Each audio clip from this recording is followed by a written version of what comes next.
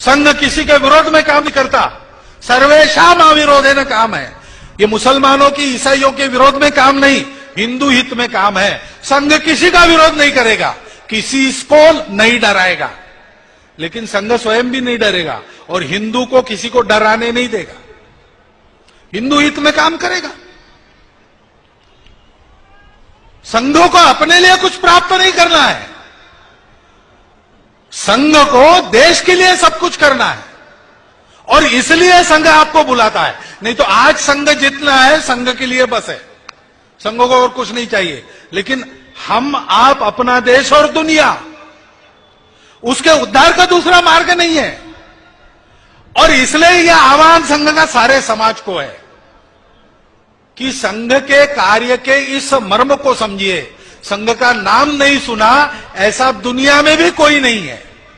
हर सोचने समझने वाला आदमी आरएसएस का नाम जानता है, लेकिन आरएसएस के काम को समझिए, केवल कार्यक्रमों पर मत जाइए। इन कार्यक्रमों के माध्यम से संघ जिस विचार को उत्पन्न करता है लोगों के मन में और उस विचार के अनुसार व्यवहार करने वाला बलिष्ठ मन, शरीर, बुद्धि तैयार करता है। उस मर्म को समझिए और उस मर्म को समझकर संघ के केवल हितैषी बनकर काम नहीं चलेगा। संघ के संस्कार को संघ के कार्यक्रमों में आकर प्रत्यक्ष ग्रहण करते हुए संघ के सहयोगी कार्यकर्ता बनना पड़ेगा।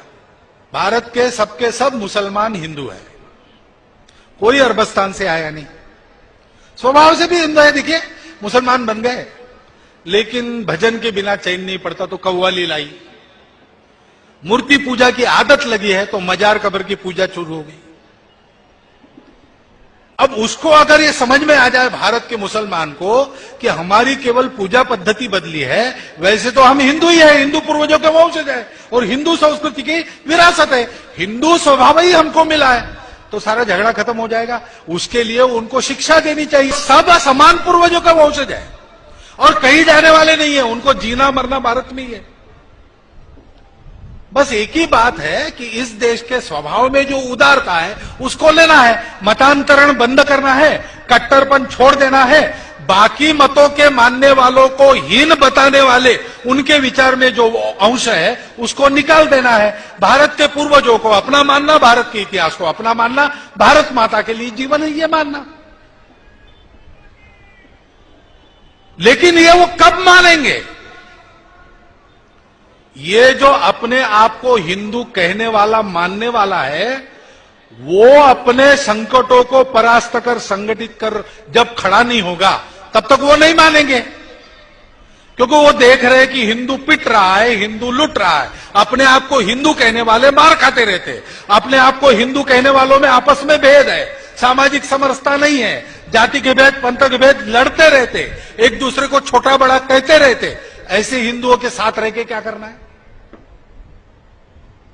और इसलिए सारी दुनिया को एकता के सूत्र में पिरोने का एकमात्र रास्ता हिंदुत्व है और वो सबके समझ में आ जाए, इसका एकमात्र रास्ता है हिंदू संगठन। वही संघ का काम है। संघ किसके लिए करता है?